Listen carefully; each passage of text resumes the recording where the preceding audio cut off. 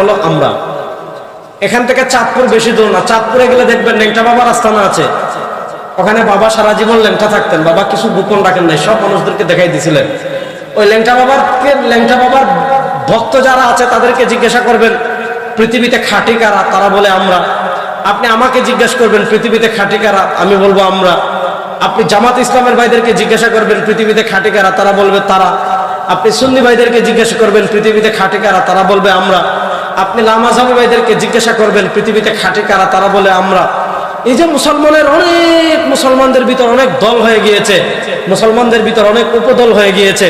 প্রশ্ন হলো এই এত দল উপদলের ভিতর আমরা যাব কার দিকে? বুঝার দরকার আছে না নাই?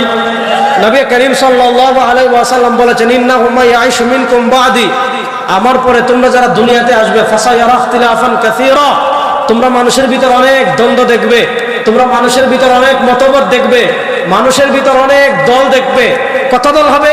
ইমাম তিরমিজি রাহিমাহুল্লাহ সুনানুত তিরমিজিতে হাদিস এনেছেন, ইমাম নিশাপুরী রাহমাতুল্লাহ আলাইহি আল মুস্তাদরাক আলা সহিহাইন হাদিস এনেছেন।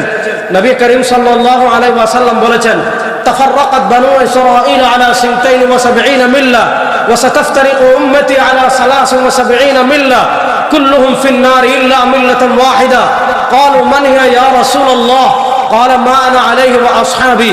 নবী করিম সাল্লাল্লাহু আলাইহি ওয়াসাল্লাম বলেন, আমার উম্মতেরা শুনো, তাফাররাকাত বানু ইসরাঈল, আমাদের পূর্বে পৃথিবীতে যে বনি ইসরাইল ছিল, এই বনি ইসরাইল বিভক্ত হয়েছিল 72 দলে।